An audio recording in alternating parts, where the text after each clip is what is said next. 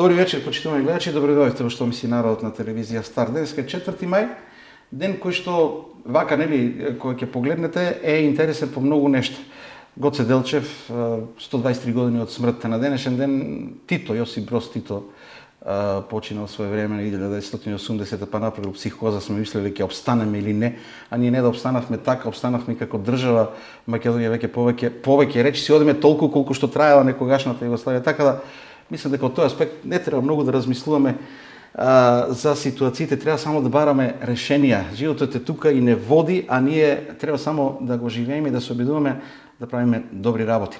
Од друга страна, вчера беше и 3 мај, ден на Светски ден на слобода на медиумите, па мојата вечерашна гостинка од многу аспекти може да биде интересна, но верувам дека вам ќе ви биде интересен и аспектот дека таа работи во телевизија која што е во своевидна војна со политичарите од опозицијата, посебно Социјалдемократскиот сојуз на Македонија во последно време. Знаете за нападите кон телевизија Алфа од СДСМ, знаете за тоа како оди целата таа работа. Сега ќе слушнете и како да се работи во медиум кој што е по такви напади и за сите предизвици кои што ги има, но и за многу други теми. Моја и ваша гостинка вечерва Искра Коровешовска, моја колешка, уредник во телевизија Алфа. Искра, добро вечер. Добро вечер.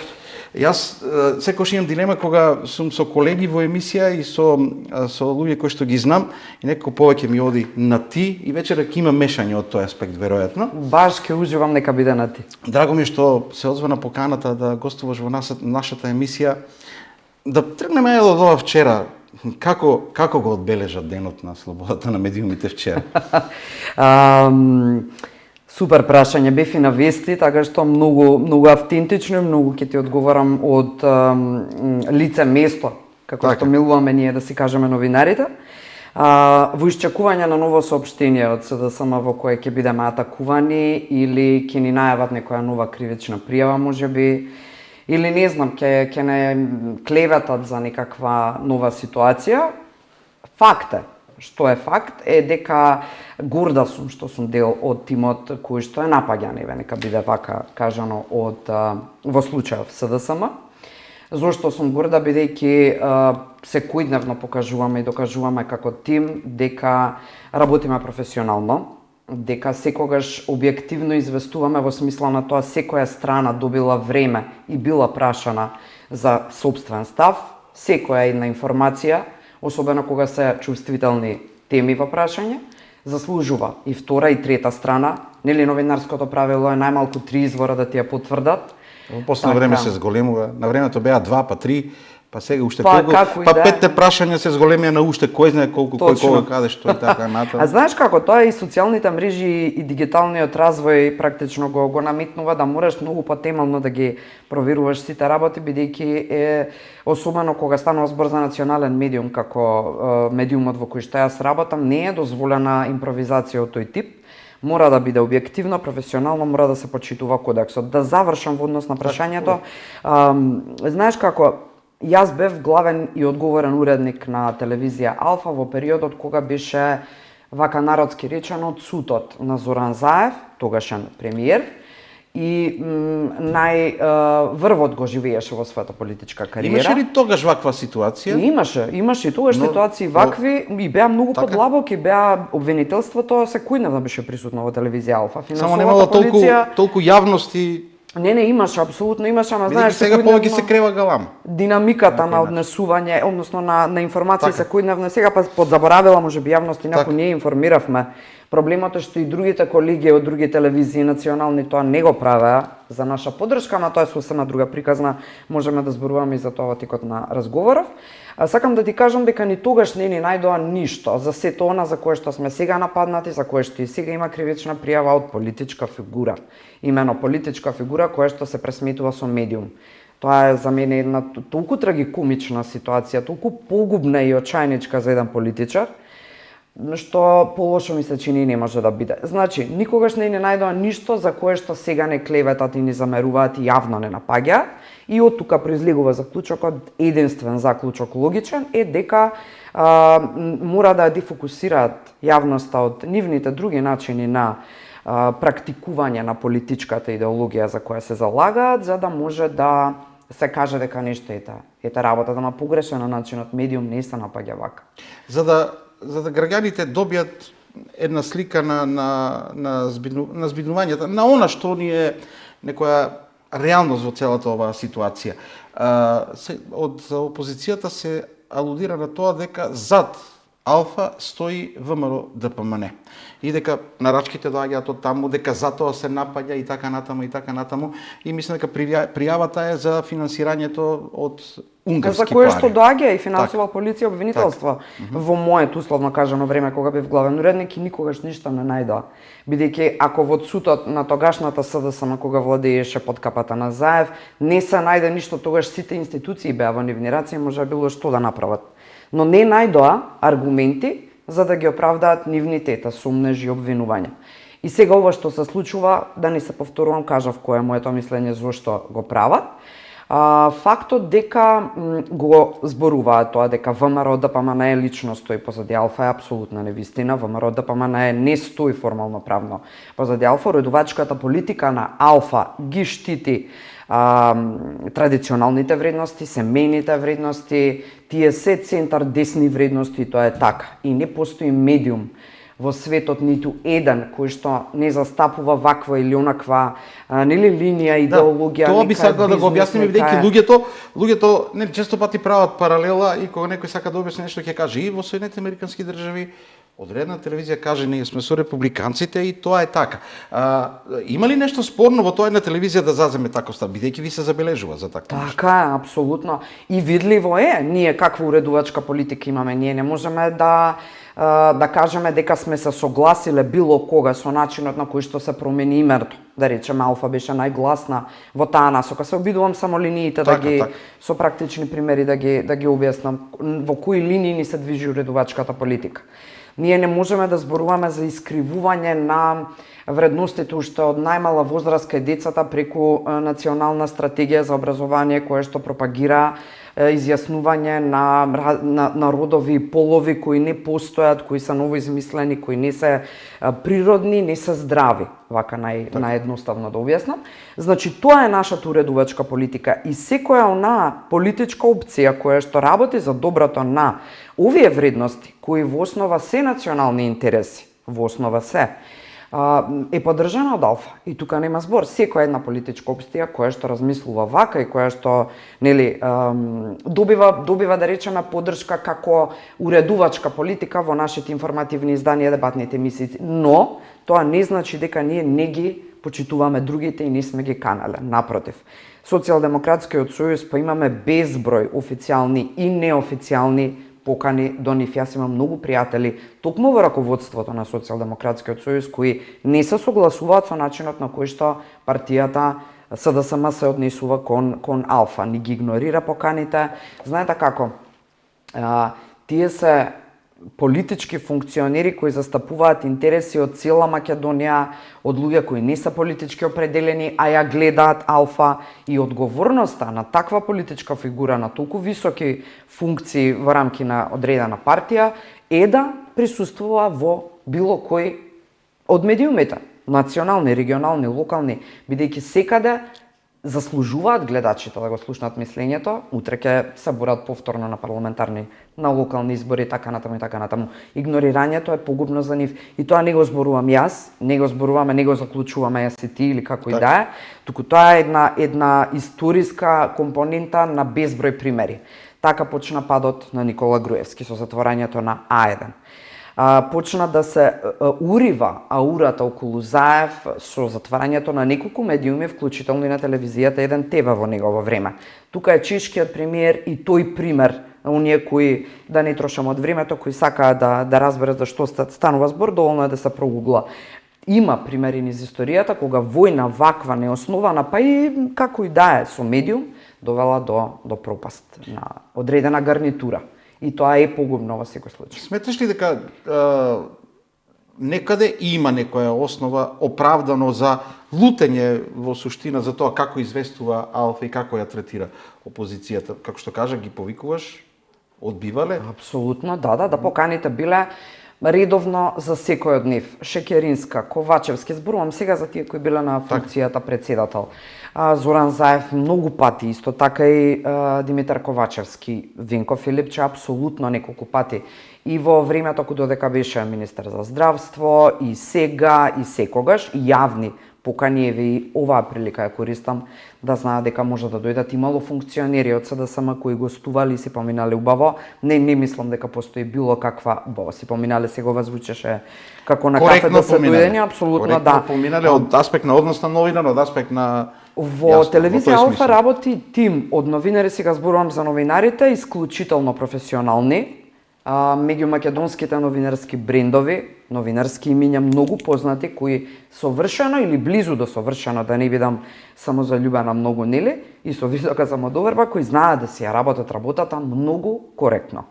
И ниту било кој од актуелната власт, кога доаѓал, не бил условно кажано гален, барем не во моите емисии, секогаш сум имала провокативни прашања подеднакво било кој да ми е гостин дојден. Не се случило да ми се замерат за некои прашања поставени и така натаму. Луѓе кои имаат висока интелектуална и емоционална зрелост немаат проблем и си ја знаат работата, немаат проблем да се соочат со било какво прашање. Оти колку и да се провокативни прашањата се коректни, и второ, ако ти знаеш што правиш во животот, немаш проблем да се соочиш со такви прашања и да одговориш. На крајот на денот тие ти се и основа да поентираш во тоа што го правиш. Вчера конкретно, односно завчера, се извинувам, имавме изјава од Саша Богдановиќ, тој беше поранешен градоначелник на Центар од редовите на СДСМ и баш тој е еден од ретките ималку мината кои, и не само од СДСМ, и од ДУИ, кои прифаќале да дојдат да гостуваат. Голем дел од нив прифаќале па откажувале бидејќи раководството им замерувало. Не им даваат да дојдат во Алфа и тоа е една тешка, апсурдна, да не употребам полош збор, мизерија во политичка демократија на волку високо ниво за која тврдиме дека сме како држава. Како и да е, професионалниот тим во Алфа и начинот на кој што работиме исклучува е во служба на народот и е гласот на народот и не може да ниту јадеме луѓе, ниту сме безобразни во настапите, ниту пак не знам би ги соочиле со не знам каква ситуација. Фактот што игнорираат, клеветат, не напаѓаат, не разбираат дека единствено е во прилог на Алфа во случајов, па и други медиуми што се нападнати. Тоа нам не носи поени, нив им носи минуси.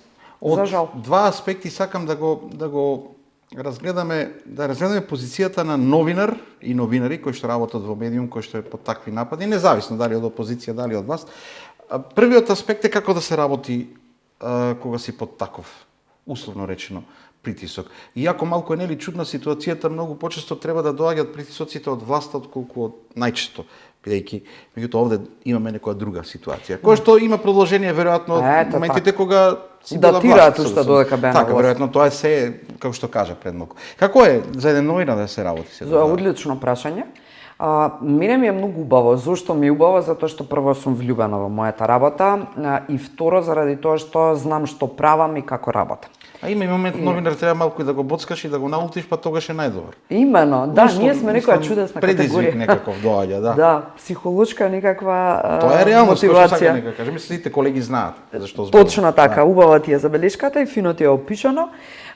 Младите колеги има еден вид на гард, ако може така да го наречам, кога се соочија овие што се понови, да речем, помладите, кои не ги искусија оние од Зоран Заев, од Шекеринска претходно, од Ковачевски, оние кои се сега дел од тимот и кои сега работат, има еден вид на гард и помалку страв. Тука е да бидам вака сега искрена до крај и срамот кога се на настани, нели, пресконференција така натаму, каде што тие во нив вперен прстон, тие представуваат телевизија Алфа во моментот додека трае пресконференцијата и не е пријатно. Меѓутоа гледам дека имаат доверба во постарите колеги во нас и дека знаат и учат од луѓе еснафи во Фелава и дека ако само го следат овој пат и ако се објективни, ако се искрени, ако ја сакаат работава, ништо не може да ги повреди, да ги дотолчи или да им го, не знам, да им го уништи патот по кој одлучиле да чекорат, па секојдневно се поохрабрени. Но не е лесно. Не е лесно. се консултираат многу пати кога треба тезата да се постави, се плашат понекогаш да не се премногу, например, строги во известувањето во однос на СДСМ конкретно или во однос на ДУИ, например, за да не ги мотивираат за нов напад и така натаму. Тоа е таа несигурност, ама таа то ни е логична и е природна затоа што се млади и уште треба искуства да си набилдаат, условно кажано, така што со тек на време мислам дека веќе се печат. Но не е баш пријатно, морам да кажам, од нивен аспект јас уживам. Да, ние кога ќе дојдат години искуства, понекогаш посакуваш и да те нападнат малку, да те пецнат за да пробудат нешто. Мислам дека тогаш погодуваш некои моменти, таму погодаш точки кои што се болни, очигледно, кога некој те напаѓа. И така размислам. Вториот аспект кој што сакам од аспект на новинари, позицијата на новинарите. Новинар кој што работи и сега традиционални вредности, сакаш да ги следиш сите вредности кои што ги ВМРО ДПМН во моментот ги промовира и ги посакува. Како се чувствуваш кога ќе видиш дека ти го работиш тоа од срце, затоа што веруваш во тоа, и кој видиш дека политичарите сепак не се баш од срце. Сепак нема да изгласаат нешто што велат дека ќе го изгласаат, сепак ќе напуштат некои линии кои што ти ги застапуваш. Застапуваш нешто затоа што веруваш во тоа. Како се чувствуваш тогаш, бидејќи кај нашите политичари го има тоа, да бидеме реални? Нека и сите, меѓутоа има. Да, многу добро прашање, особено затоа што луѓето кои вистински веруваат во новинарската професија, веруваат дека можат нешто да променат. И кога тоа нема да се случи баш онака како што верувале дека заедно со одредена гарнитура работат во одредена цел за некој национален интерес, и на крајот кога тоа нема да излезе така, боли апсолутно. Меѓутоа сум научила со текот на годините дека важно е јас каков печат ќе оставам, важно е јас да верувам во тоа што го правам, важно е да давам максимум од она во кое што верувам. Да не се излажам себе си од јас кога ќе отстапам, ако отстапам од дадена моја цел или дадено мое верување кое сметам дека е добро за државата, нели новинарството не е само себе промоција и јавност која нема цена и ние сите ја уживаме, кога си популарен, си има своји многу повеќе предности од слабости. Меѓутоа имаш и општествена одговорност. Одговорност да оставиш нешто добро, да направиш нешто добро за оваа земја. Тоа е седмата сила, нели? Сум научила дека некои работи кои не зависат од мене и не можам да ги променам, во мера во која што можам да ги искритикувам, тоа го правам достоинствено и коректно. Лично, кога познавам луѓе кои не исполниле она кое што ветиле, сме се бореле заедно, тогаш имам и поригорозни приватно релации и се скарувам и завршувам комуникација и така натаму. Јас верувам во тоа што го зборувам и што го правам, јас немам проблем, немам никаков проблем.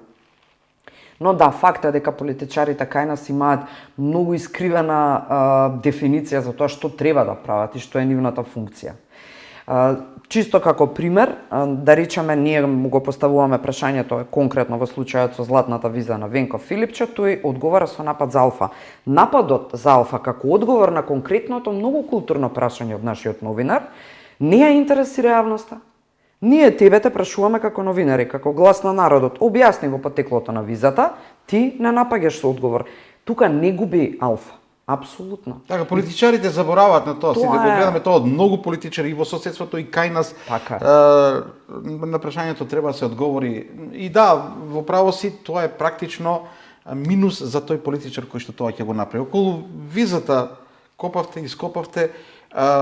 Има ли тука размислување понекогаш дали е тоа спорно дека добил виза Филипче? Кај е спорниот момент? Бидејќи се толкова вели, едно е да имаш државјанство, друго е да имаш виза, и едно е да злоупотребиш државни пари за да ја добиеш визата. Колку тука има, каде е моментот на кој што ги подпирате обвинувањата? Обвинувањата.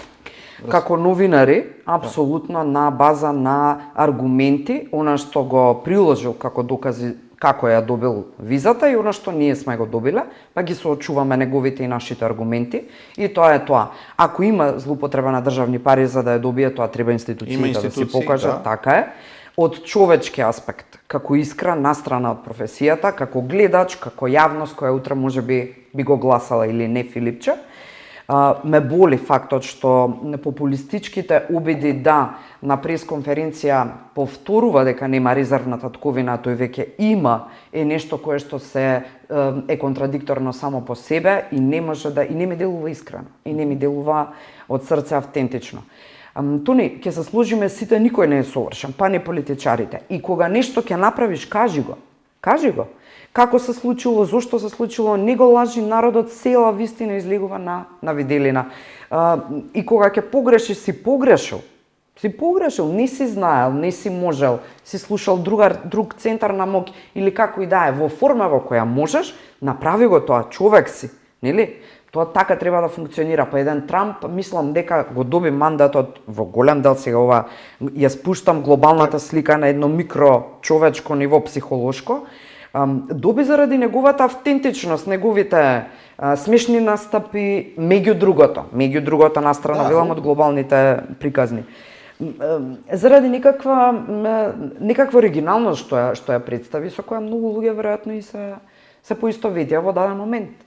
Еден момент беше интересен и сакам да го продискутирам со тебе, бидејќи верувам дека, затоа што кога те прашав за ориентацијата и дали стои ВМРО ДПМН, ми даде одговор кој што мене ми е логички. Значи, застапува интереси кои што ние сметаме како телевизија дека треба да видат. Меѓутоа, директорот на Алфа во една, не знам во која емисија гостуваше, не сум сигурен. Кај Ландов во подкаст. Да, кај Ландов, и кога кажа, вели, ние сме со ВМРО, ние сме мислам дека употреби збор провомеровска телевизија. Не ми текнува точно на тоа дека во тој смисол беше. Претпоставам дека сакаш да го кажеш сличното што го кажа ти. Мислам дека е нестракен избор на зборови. Но колку тоа наштети малку на имиџот на телевизијата. Да, се сложувам дека тоа е еден вид на товар, ајде да речеме, кој остава потоа на грбот на и давање за право на сите кои што ја форсираат таа теза. Така е, и тука морам да се сложам дека е така. Јани Бујаджи е извонреден во својата професија, он е одличен менаџер и тоа што го прави како што знае, верувам, според неговите компетенции, како што тој љуби да каже вештини и знаења. Меѓутоа, јавниот настап е многу одговорна работа. Без разлика каков и да е, дали стоиш на говорница, дали си на интервју, мора да има одлична подготовка, близу до совршена, мора да е искрена и сепак мора да постои една доза на, да речам, дипломатија во излагањето. Обидот да каже која е линијата на нашата уредувачка политика, можеби беа не стрекно избор на зборови. Ама можеби кога ќе го викнеш, ќе ти објасни поточно, можеби сака друго да каже, не знам, нешто што не знам. Откажа во последен момент, ама поканата важи и ќе го сакам да го споделам и вака заедно јас и ти. Сега ова ми оди во една друга насока, новинари сме долги години јас и ти, и сега ова оди на линијата на она што е, нели, сите велиме независно новинарство, независно. Не сакаме да сватиме дека со инсистирањето на тоа на некој начин, било која телевизија, било кој медиум, треба на некој начин да обезбеди пари. Значи не си независен. Од некаде треба да се финансираш. Колку е страшно тоа што наводно биле унгарски пари. Колку е страшно тоа што своевремено во Сител, не знам кој биле, во Телма постојано се поврзува со СДСМ. Зошто, дали си правиме лоша услуга со тоа инсистирање на тоа кој финансира, зошто финансира, бидејќи мислам дека на таков начин, ајде собствениците на медиумите дека си водат некоја своја битка, се подели и новинарите во Македонија. Се поделивме и тоа како? Многу ти се убави тезите, многу ти се убави прашањата и многу е добра темата во суштина за дискусија. А зошто вака да не ја свртиме малку приказната? Кои се тие кои инсистираат на независност, ослободување и така натаму? Тоа се повторно некакви здруженија новинарски, така некако да кажеме, или на луѓе од филата кои повторно земаат донаторски пари од странски, нели, финансиери, како во форма на проекти, за да ги отвараат овие теми на ваков начин, кој што според мене е апсолутно погрешен. Значи, така да ја погледнеме. Како треба да ги отвориме за да... Знаеш како треба да ги отвориме? Ова е мојот правец. Ние првично, како медиуми, особено оние кои израчат регионално и национално, треба да ја погледнеме приказната од другата страна. Ние, во колку од ситуациите, кога биле од клучна важност за националните македонски интереси. Тука не зборам само знаме химна, ме разбира. Зборувам за култура, економија, социјална политика и така натаму. Колку сме биле обединети во начинот на кој што известуваме? Никогаш ние сме апсолутно поделени. Јас имав едно истражување да научен труд и кој го објавив на меѓународната конференција научна на правниот факултет при УГД и е баш компарација дали имаат медиумите во регионот, Европа и светот, медиумски стратегии за заштита на националните интереси. Зошто за тоа не збориме? Зошто зборуваме за независност која никаде не постои? Во цел свет медиумите никако се финансираат и тоа не боли, мора да се финансираме. Второ, мора да има, пак ќе се вратам нова со стратегијата. Мора да има каде да се рекламираат кампањите јавни. Значи тоа се за подигнување на јавна свест, мора да имаат простор каде. Секако дека тоа се нели најгледаните... Таму проблемот е во злоупотребата, едноставно. Па, ајде да видиме, можеби ќе треба да се најде модел, ама никако да се најде, за жал. Така е. Но зошто да е тоа основната дебата? Не треба да е тоа основната дебата. Ние новинарство имаме, ние медиуми имаме. Имаме, повторно се сите од некаде финансирани. Зошто да бори како Сител е финансиран, зошто да боли како Алфа е финансирана. Пак медиумите екзистираат, никој не е изгубил живот заради начинот на кој што ти известуваш од ТВ Стар, јас од Алфа и така натаму. Фала му на Бога, плурализмот постои, барем на хартија, како знаеме да го употребиме, тоа е друга приказна. Зборот ми е, ако кога се правеше добрососедскиот договор и сите медиуми кои беа како се викаше премиерот тогаш на Бугарија, сега малку блокада, Борисов. Кои беа про Борисов и оние кои беа контра, условно кажано, Борисов, сите беа со ист став на тема добрососедскиот договор. Во Србија ги имате медиумите, дали зборуваме за N1, огранокот, дали зборуваме за К-ТВ или К1 ТВ, како и да им се викаше, дали за РТС, за сите нив, Косово и Метохија, таму нема да чуете од било која новинарска провиненција Република Косово. Зборувам за национални интереси. Ние, како македонски медиуми, никогаш не сме имале таков обединет став за такви прашања. Што ние правиме за доброто на државата? Каде ние знаеме да се обединиме за да ни биде нас подобро, прво како новинари, а потоа како држава? Никаде. Никаде. Јас немам добро мислење за оние кои ги креираат и кои даваат свој придонес во формирањето на извештаите на Репортери без граници. На бриселскиот извештај за напредок на Македонија. Тоа се ограничен круг на луѓе кои ги даваат информациите од Македонија и чии состојби и кои состојби ги рефлектираат не се. Ма тоа ќе испадне дека функционира во сите држави така, на таков начин се собираат и прашање ти извештаи сега 3 места пат и сега ние сите ќе се замислиме зошто е тоа. Ја не би рекол дека има само некои вина, имаат сите. Меѓутоа имаме не тука еден друг момент. Кога веќе отидовме во новинарските води. Кај нас се измешани работите од аспект на тоа здруженијата ИМАН и ЗНМ треба да бидат здруженија на новинари. Измешани се работите кај нас собственици, новинари. Се размислува за тоа како ќе функционират. Имаат медиумите своји здруженија, нивни корпорации кои што си ги нивните интереси, новинарите се ставени во втор план, кој што сака нека каже. И практично се измешани сите тие борби интереси и некој тоа добро го користи. Ама не гледам начин како би отише во некоја друга насока, бидејќи некако јас изгубив надеж реално. И вчера за прв пат не ни размислува за денот на слободата на медиумите, не ни сакав да постирам нешто, не ни сакав да објавам, бидејќи релативно е се, според мене, за жал. За жал така размислувам јас и споделуваме мислења. Меѓутоа, да се вратиме ние на состојбите политички кај нас. Како ќе функционира Алфа во оваа ситуација, под такви кривични пријави, бидејќи по еден момент, порано или подоцна, дали еден, дали друг, ќе дојде некоја друга структура, и кога некој ќе биде со услови малку поригорозно да напаѓа.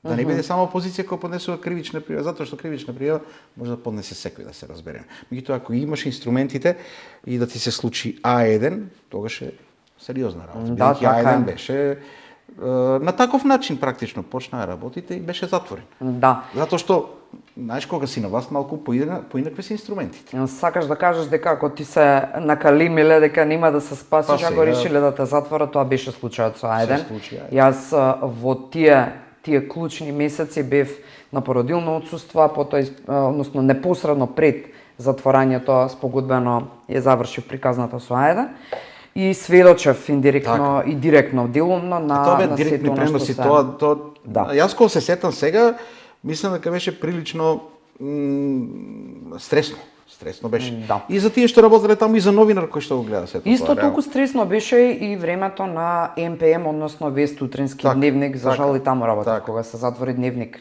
последен му ставија клуч на врата и тоа сето почна од како СЈО влезе со сомнежи за рекет правење во неколку медиуми, меѓу кои и во Медија Принт Македонија, кој под чиј чадор беа Вест утрински дневник. И сите тие на почетокот сега на разговоров наш кажав дека сите тие несловно им донесоа пат на тие функционери кои одлучија режимски така да газат. На воопшто секој што медиумите. се обидува на некој начин, независно дали е на власт или во опозиција, кој што се обидува се пресметува со медиуми, порано или подоцна. Јас не се сумнавам дека добро. тоа ќе го направеше и институционалниот капацитет во времето на Зоран Заев, ако најде нешто. Не се сумнавам. Впрочем, тоа се случи со еден ТВ, која што ја раководеше нели Бојан Јовановски или како што го знае јавноста Бојан 13. Тоа им се случи, така што во времето на Заев, кога кај нас буквално цело работно време им поминуваше и на полицајците од финансова и на обвинителите од ОЈО, Скопје, ако најде нешто, истото ќе не го направи. Значи, немам дилема, така што доколку има криминален начин на работење или перење пари, не се сумневам дека ќе потегна да го прават и кога би се променила власта или сега дека ќе го прават и ако ништо се најде дека тоа е тоа. Односно, пак верувам во фактот дека мора да има некаква вистинска со доказ криминална аргументација за да затвориш медиум. Не може да нема.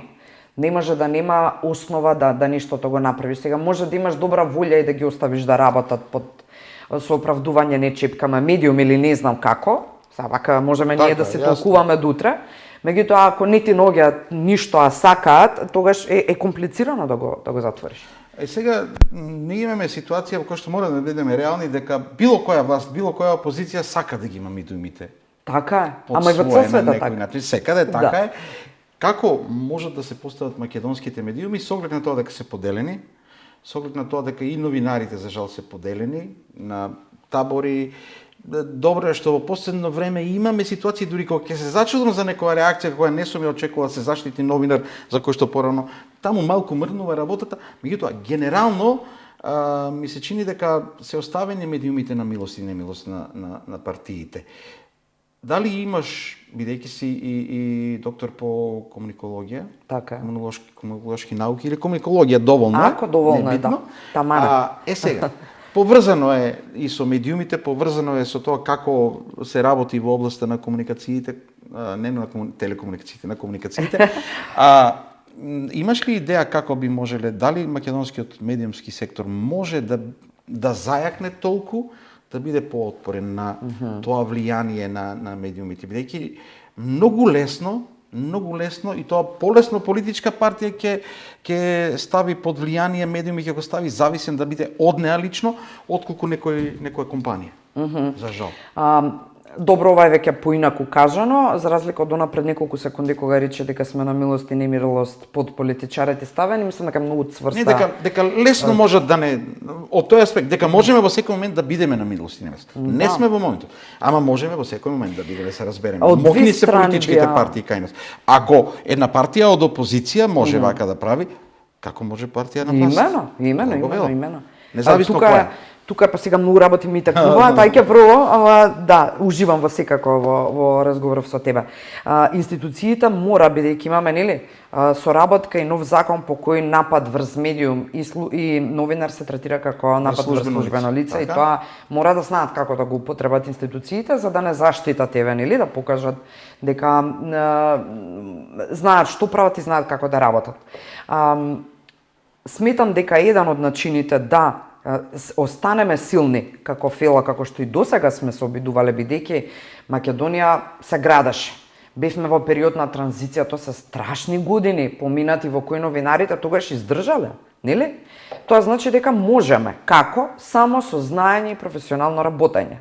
Само со знаење и професионално работење, не плашење од прашања поставени макар и на тој кој што ти е финансиер или не знам, или тој кој што е близок до ти седнатие на интервјуто премиерот, например, и сега ти да се плашиш и цело интервју да биде како сте што правите, нели? Вака условно народски не може, не може. Одговорноста негова е дека треба да даде отчет, не само да е транспарентен со тоа што дошол на интервјуто и се одзвал, меѓутоа да даде отчет, да одговори на секое прашање. Ти си должен како новинар да немаш автоцензура од тој аспект и се да ги испрашаш. Се што мислиш дека треба, така се гради кредибилитет, така јас сум успеала да истраам, така ти си успеал да истраеш. Значи, нели, има начини како сами индивидуално да се бориме. И третен аспект кој што мислам дека е многу важен, а кој што се плашиме да го отвориме како тема, тоа е дека сме многу мал пазар за многу медиуми. Тоа е точно. Тоа е точно, меѓутоа никако. И ова боли, но лично ако бидам искрена како што сакам и нема да биде баш пријатна реченицава следна, меѓутоа и за мене не е пријатна, и мене ме боли, но треба да се стесни бројот на медиуми, ајде да не речам да се смали, и во нив да бидат исклучителни луѓе, докажани, кои ќе издржат. Така ќе добиеме на квалитет, а не на квантитет. И за сите ќе има пари, но при тоа да се најде начин како овие другите да се снајдат, да се остави простор, да се направи атмосфера каде што никој нема да биде повреден. Тоа е малце тешко, и такви промени реформски се болни генерално. Вака ние постојано свесни сме дека платите, заработките во новинарскиот сектор се мали. Да. Ама голем колач, мал колач дели на многу медиуми. А од друга страна затоа живееме во што се на ова ниво, ние сме на ова разводнето. Значи имаме медиуми кои што живуркаат, кои што мораат да работат со помал број. И покрај тоа што се введува стандард да има и толку и толку ова, толку она, меѓутоа очигледно дека немаат време властите да се занимаваат со сето тоа, па и ризично е тлото, очигледно. Тоа е сепак ако се чепне таму е лошо. Сега ако кажеш дека од 5 се национални телевизии, мислам. Да. Ако од 5 треба да останат 3, што правиме? Така да, мислам дека тоа нема да го чекаме и новинарите ќе бидат оставени на тоа што се. Да одиме во другиот сектор кај што можеме исто така да разговараме, бидејќи Искра е и професор на Универзитетот Гоце Делчев, претходно имаше ангажман, ако не се лажам, и во УКИМ, да. Демонстратор бев си во областа на комуникологијата си цело време и гледаме дека во последно време на студиите по новинарство ни се запишуваат малку студенти. Ние на УГД бевме извонредно радосни кога видовме 4, затоа што имаше години по 2 по 1. Во Скопје, ако се потсетам јас кога сум се запишувал 30-40, сега и таму пад. Често пати ние новинарите знаеме да кажеме ние сме виновни за тоа. Ама ја не би рекол дека сме ние виновни. Нешто тука треба да се менува, што можеме да правиме од тој аспект, бидејќи се менува времето, точно. Одат на рилсови, одат на социјални мрежи, па кратки форми, па сега 2 минути, потоа 3 минути, а факт е дека колку и да направиш, ако интересно ќе го гледаат. Ние многу робуваме на алгоритмите. Во времето на алгоритмите... Браво, се што кажа, не би имало што да Што да правиме во време на алгоритмите, за да ги да заинтересираме млади да влезат во новинарската професија, бидејќи новинарството ми се чини како да било до пред известно време и сега сосема ново измешано нешто што не знам што ќе се случува во иднина. Така е. Прво, мора да им ја вратиме до вербата. Ова е тоа стручно поле. Сега одиме во стручното поле. Апсолутно, да. И впрочем пријавив еден труд, а тоа е за следната конференција на УГД баш тоа. Новинарството и зависното од алгоритмите, не знам дали си го видел, можеби насловов или случајно се поклопија работите, да. Прво и основно треба да им ја вратиме до вербата на младите и атрактивноста на професијата како таква.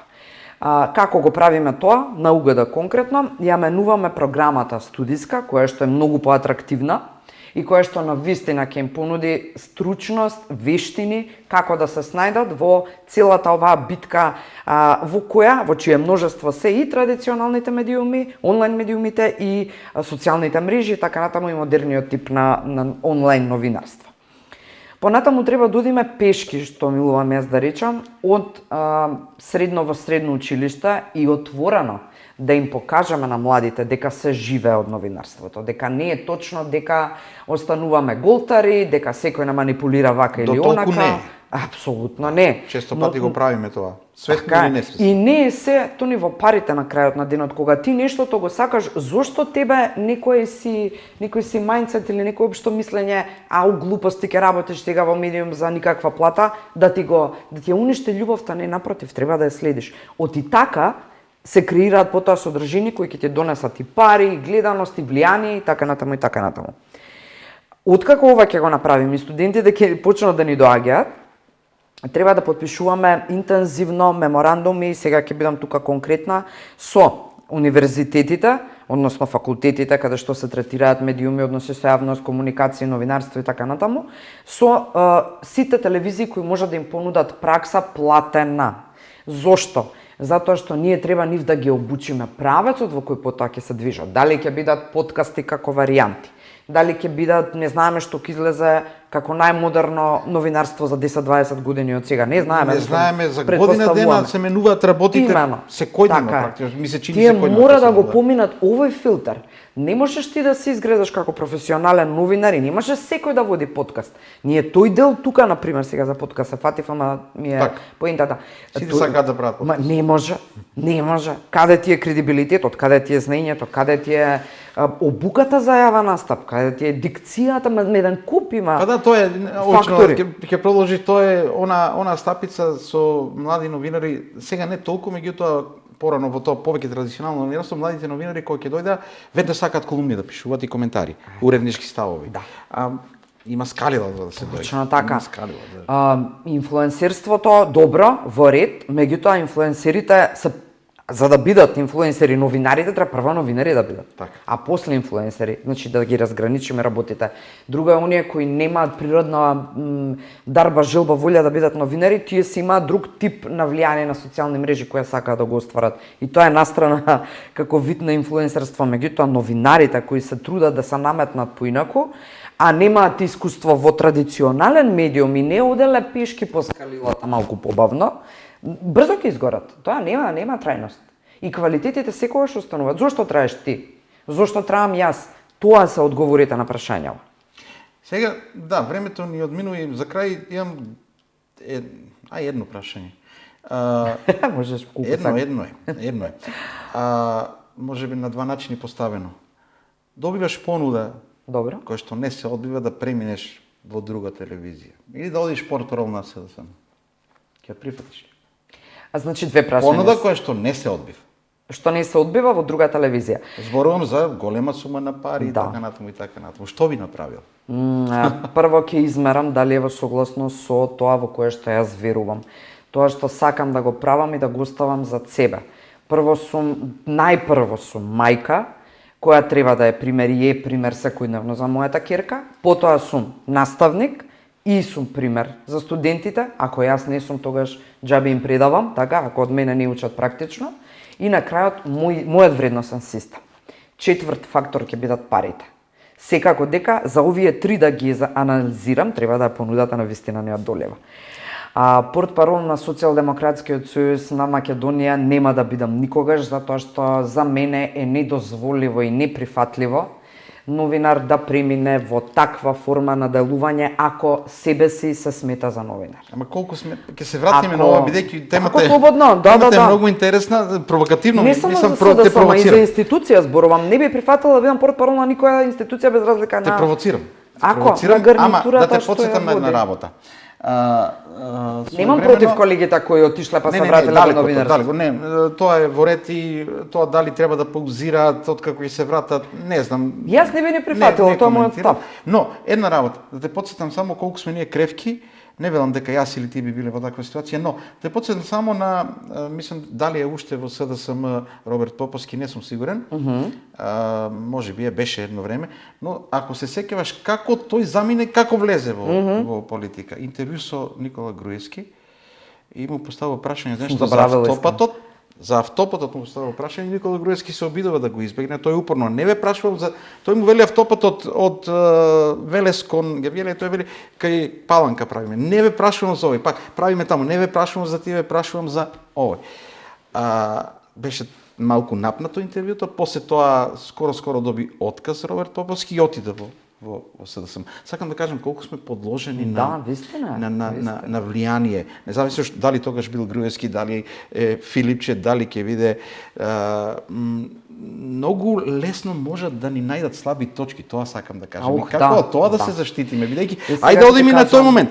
Ти си мајка, ти си наставник, работиш, треба да обезбедиш, нели, екзистенција, така да вредностите во одреден момент каде ќе дојдат. И тоа е прашање на кое што треба да размислиме. Многу добра прашање. Не знам докај те доведов на крајот, извини. Немам одамна уживано вака разговор. И со ова можеби треба да завршиме. Важи, како ќе кажеш, така ти си домаќин. Да ме прашаш исто во пред 10 на 15 години, не знам што ќе одговорам, можеби ќе бев покревкајте во одговоров, но сега сум убедена дека се додека стоиш на твојот вредносен систем, принципите животни, зад кои газиш и во чија насока живееш, или кои се пропратен дел во секоја твоја одлука. Има некоја друга сила, има Бог во која јас верувам, безусловно, кој ќе ми ги нареди коцките и мојот пат ќе биде мојот пат. Нема да се доведам во ситуација ако во таква да сум Роберт Поповски во овој момент, ова без никого да атакуваме, само правиме паралела за убаво да не разберат, во овој момент да сум Роберт Поповски во неговата ситуација не би прифатила да одам во политичка гарнитура по тоа. Не. Би оставила, би се борала на други начини, па на крај на ден му се препуштам на Бога и моето нека дојде. И многу последно. Како се чувствуваш кога почна да ти пишуваат на социјалните мрежи ВМРО-вска новинарка? Non-stop ти пишуваат? Да. И општо кога имам и други коментари, разни. Има за тие не сакам ни да зборувам бидејќи има некои кои што се граничат со ситуација во која што треба можеби судски да се третираат, да бидеме реални, подложни сме и на такви, но еве ова што најмногу ќе го кажат, како? Може би ова филозофски сега ќе ти звучи. И нека звучи. Кога бев помлада, многу повеќе ме погодуваа овие работи и ми влијаеше на секојдневието. Сега не, од аспект на тоа што исклучиво сум пораснала како човек. И точно знам што правам, што сакам, во што верувам, што е исправно, што не е. И коментарите на луѓето, кога имаат време тоа да го прават, тоа зборува за нив, алал да име, јас немам време ниту да ги читам, ниту да ги коментирам луѓето на начин таков. Исклучиво одбирам во животот да слушам забелешки и критики од луѓе на чии професионален развој се воодушевувам.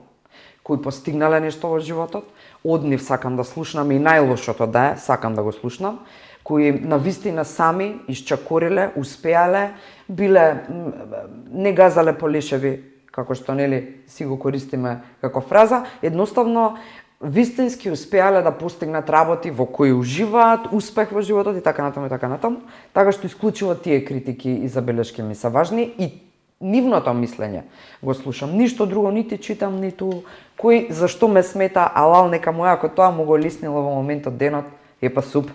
Не знам, јас понекогаш размислувам во стил дека подобро ми е колку ми пречат навреди во смисол кога надминуваат она граница на критика, одат во навреди во нешто што не е ни нешто што е простотија на некој начин. Тоа не извини. Тоа не може да го Да, меѓутоа колку тоа условно речено ми пречи и кога некој те фали без основа, само заради тоа што некоја негова опција во главата одржав. Порано нека ме критикува некој и оној кој што ме фали со аргументи, нека ме критикува со аргументи и нека ме фали со аргументи. Нели ама немој не ме фали, работава. Доволно не ме фали. Искрено ти благодарам за гостувањето, имаме уште многу за разговор, се договоривме во некоја иднина заедно со студентите на новинарство нешто да направиме и мислам дека ќе го реализираме во една ваква емисија кога пак тие можеби ќе поставуваат прашања на некои новинари. Мислам дека и тоа ќе биде добро за да ги привлечеме. Во меѓувреме ќе работиме нашата работа секој на свој начин со своји уверувања и во потрега по вистината. На крајот на краиштата новинарството тоа е потрега по вистината и во позадина да им помагаш на луѓето. На крајот на краиштата. Браво, така е. Дарувањето помош е еден од највисоките облици на духовна зрелост и вредност. Јас многу ти благодарам, беше многу инспиративно. Се надевам дека не бев многу долга во одговорите, туку дека бидејќи уживав, можам уште со сати. Некој ќе рече не може да се изнамуабетат на работа, па овде. Многу ти благодарам. И општо и се надевам дека за другите работи ќе говориме со Јани Бојаджи кој што поканата му важи еднаш откажа, во последно се надевам ќе дојде. Ти благодарам уште еднаш. Ти благодарам. Почитувани гледачи, тоа беше Искра Коровешовска, уредник во Алфа телевизија. Слушнавте како е да се работи во телевизија која сте цел на напади, независно од кого, од политичари напади секојаш се, нели, на некој начин непријатни, но на некој начин ве поттикнуваат да работите подобро. Додека работите за вистината и да помагате на луѓето, се издржуваат. Слушнавте тоа и до Искра. Благодарам на вниманието. Останете со ТВ Стар, ново издание на Што мисли народ во среда.